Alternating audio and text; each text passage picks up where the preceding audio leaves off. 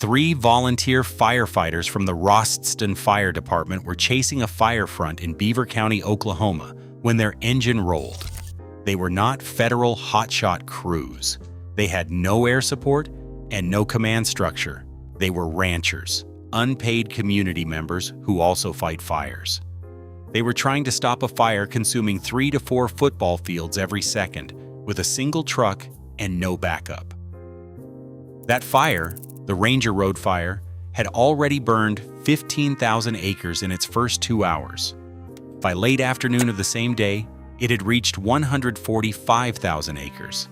By nightfall, it had traveled 65 miles north and crossed a state line into Kansas. That is not a compression of events over weeks. That is one burn period, lunch to midnight. And here is the number that should be on the front page of every newspaper in this country. As of February 2026, nearly 1.5 million acres have burned across the United States. And the bulk of that destruction is concentrated on the Great Plains, where 100 million acres of continuous dry grass are still waiting for a spark. That is an area larger than California, flat, unbroken, and under current drought and wind conditions, capable of carrying a flame front faster than some people can drive away from it. Here is what is driving this, and why it is not going away.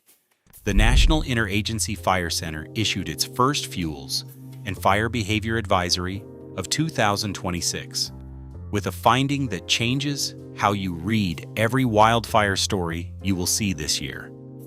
Above normal grass growth from 2025, combined with leftover dead vegetation and newly cured winter grass, had created what fire scientists call a continuous fuel bed. It was one unbroken carpet of dry, combustible material, stretching across the central and southern Great Plains. This is not how wildfires behave in California or Colorado, where terrain, ridgelines, and fuel breaks can slow a fire down. On the plains, the fuel is grass, the land is flat, and when winds of 60 to 70 miles per hour push a flame front across it, there is nothing to interrupt the physics. The fire does not slow down, it accelerates. The Ranger Road Fire proved the math. A single ignition in the Oklahoma Panhandle on the morning of February 17th became a 65-mile inferno before midnight, crossing into Kansas with no meaningful obstruction. The drought feeding those fuel conditions is not local. It is the same system drying up Lake Mead, draining the Colorado River, and dropping reservoir levels across the western half of the country. Significant to extreme drought is already present across southern Oklahoma. The NIFC Monthly Outlook shows above normal fire potential continuing across the southern plains through at least April. There is no rain in the forecast that changes the equation. Now here is the part of this story that is not making headlines, and it is the part that matters most. Oklahoma entered the worst wildfire season in its modern history without a state forester. The position has been vacant for a year. In March 2025, Governor Kevin Stitt fired Mark Goeller, a 40-year veteran who had run Oklahoma Forestry Services, in the aftermath of wildfires that killed 4 people and destroyed over 400 homes. Goeller publicly stated he was falsely accused. The governor then suggested eliminating the agency entirely. That was 12 months before the Ranger Road Fire ignited. Since then, the agency's budget has been cut by 40%. The state fire training program receives approximately $1 million from the legislature. It needs $4.5 million to provide zero-cost or minimal-cost training to the departments that actually fight these fires. The Department of Agriculture, which oversees forestry services, requested $42 million for the current fiscal year. The cut stands.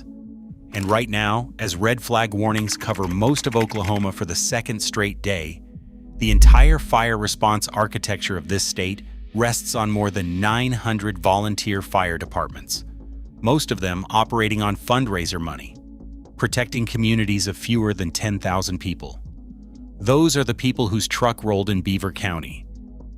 The agricultural damage from what is already burned is a category of loss most people are not equipped to process. Michael Kelsey, Executive Vice President of the Oklahoma Cattlemen's Association, described it this way: ranchers are losing not just cattle, but generations of genetics they have been selectively breeding for decades. Not one or two head, hundreds. In a single afternoon, one Oklahoma rancher lost 400 cattle before sundown on February 17th. Across the Kansas border, another lost more than 300 Angus cattle. These are not replaceable assets the way equipment is replaceable. Selective breeding programs that took 20 and 30 years to develop were wiped out between lunch and nightfall. Bryce Beauregard, spokesperson for the Oklahoma Department of Agriculture, put the broader picture plainly. Cattle loss has been massive, hay loss has been massive, and the ranchers who still have cattle no longer have grass to feed them.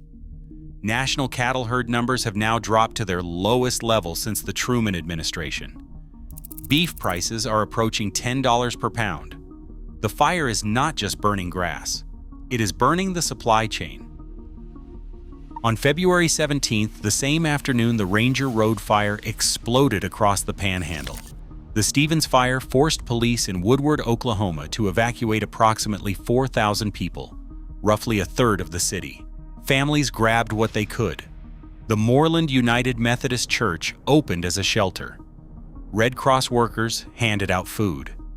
Across the Panhandle, another 11,000 people evacuated from Englewood, Ashland, and Tyrone. Then, on Interstate 25 in Colorado, hundreds of miles from the nearest fire line, wildfire smoke and dust reduced visibility to near zero. A pileup of 30 vehicles killed 4 people. The fires were not staying inside Oklahoma's borders in any sense. They were reaching across state lines in every direction. By February 18th, Governor Stitt declared a state of emergency across Beaver, Harper, Texas, and Woodward counties. Oklahoma National Guard Black Hawk helicopters deployed from Tulsa. FEMA approved fire management assistance grants. The Ranger Road fire kept growing until February 25th, when it was finally contained at 283,283 acres, the single largest wildfire in the United States in 2026. The NIFC elevated the national preparedness level to 2 this week. 47 new large fire incidents were reported across the country in 7 days. Here's what that means on the ground in Oklahoma right now. Southwest winds are gusting to 40 miles per hour.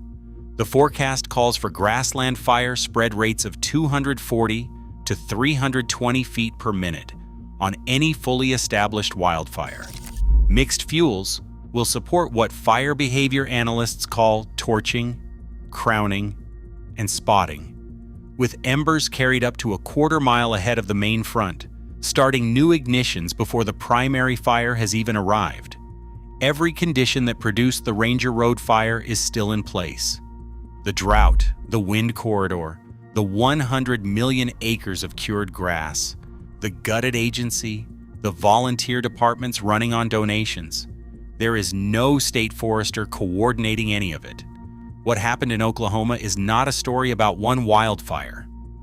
It is a stress test of the systems built to absorb catastrophe when those systems are systematically dismantled before the catastrophe arrives. The fuel bed does not care about budget cycles. The wind does not pause while a position goes unfilled for 12 months. Across the Oklahoma Panhandle tonight, the wind is picking up, the grass is dry, and 900 volunteer departments are waiting for a call they do not have the equipment to answer. The question is not whether another Ranger Road will ignite. Every variable that created it is still running. The question is whether there will be anyone left to stop it. And right now in the state with the most exposure, that answer is no. If you want to understand why this matters beyond Oklahoma, why the same drought system showing up in this fire data is connected to what is happening to the Colorado River and to Hoover Dam, that video is already on this channel. The link is above. If something in what you just watched made you angry, whether it was the budget numbers, the empty position, or the truck that rolled, drop it in the comments. Because the only way these stories stay in the conversation is if people who actually understand the stakes refuse to let them leave.